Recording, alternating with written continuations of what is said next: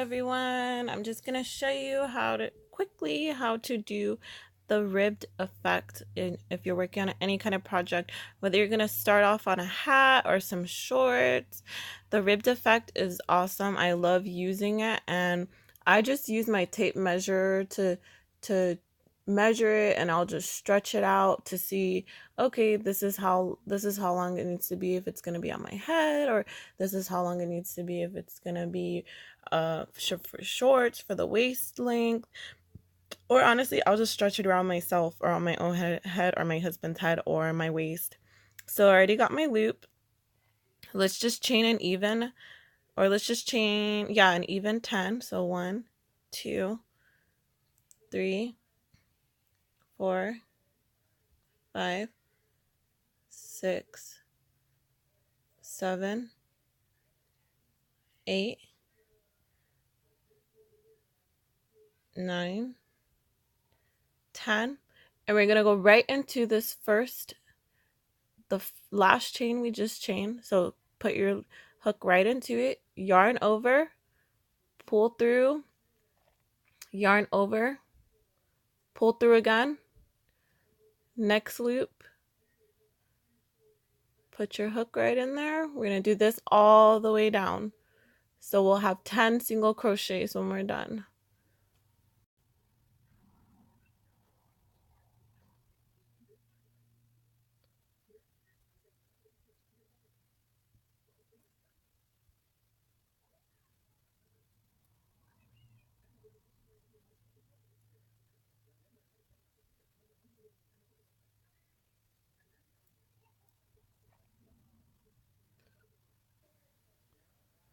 For some reason I was feeling like I single crocheted too, but I didn't.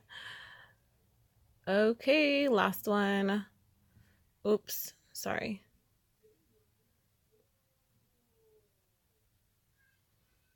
It's like a little difficult to position my hand in the right way, but I'm getting the hang of it. Okay, so we did our single crochet 10 all the way across. 1, 2, 3, 4, 5, 6, 7, 8, 9, 10. We're going to turn our work over, and we're going to go right into the back loop right there. Not both loops, but the back loop. So I like turning my work a little bit towards me, and then put your hook right there.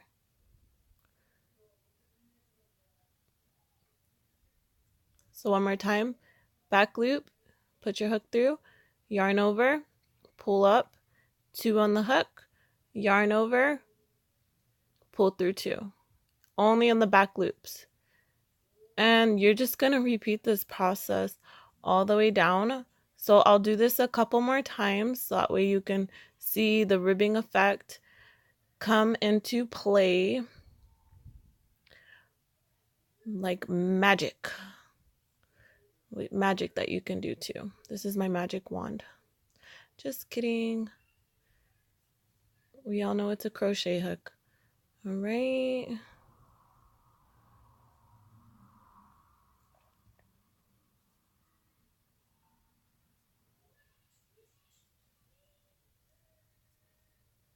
Is that 10?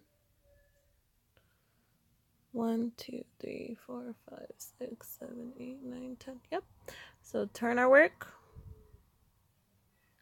Single crochet. I'm sorry, it's like normal. It's like more comfortable for my hand to just drift over there to the upper left hand corner. And there comes my daughter. Be quiet, I'm almost done. And my other one. Don't make sure your tablet's on low. I'm almost done with this, okay?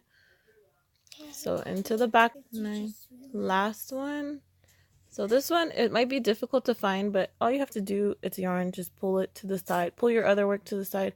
We find the back loop. There's the front loop. There's the back loop. Oh, that was out of focus. So that's the back loop, and we're going to stick it right into the back loop. So it's only one little yarn we're pulling up. Yarn over, pull through.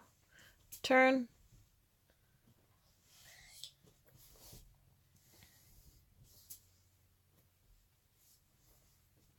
And like I said, you just do this for however many rows that you need. I love the ribbing effect just because it just makes your work very, very stretchy.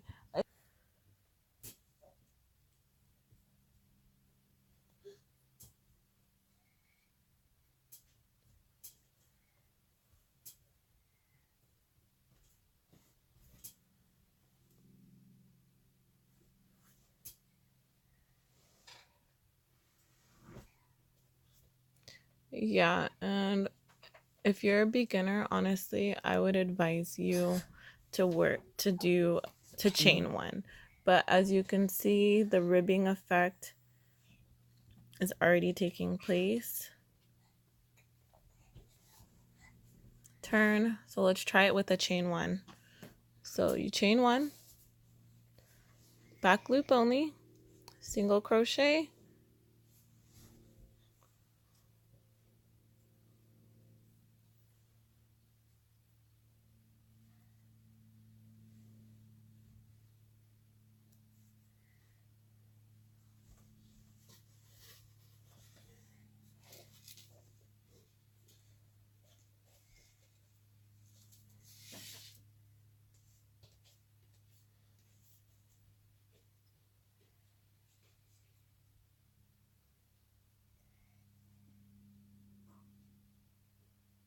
last back loop.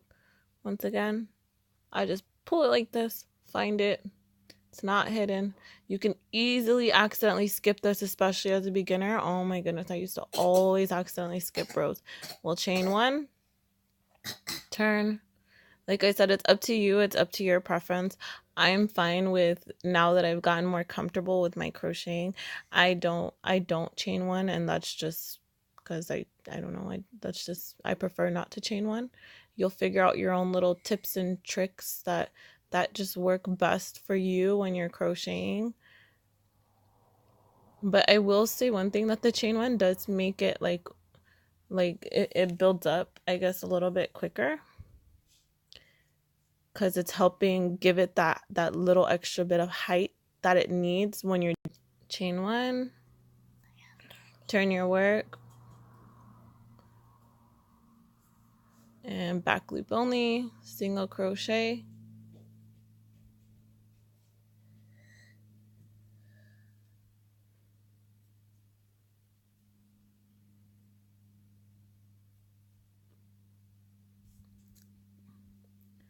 back loop,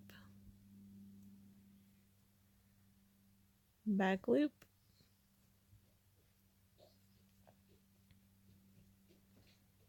back loop,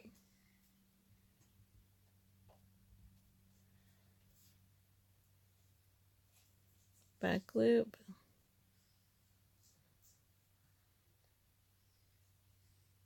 back loop.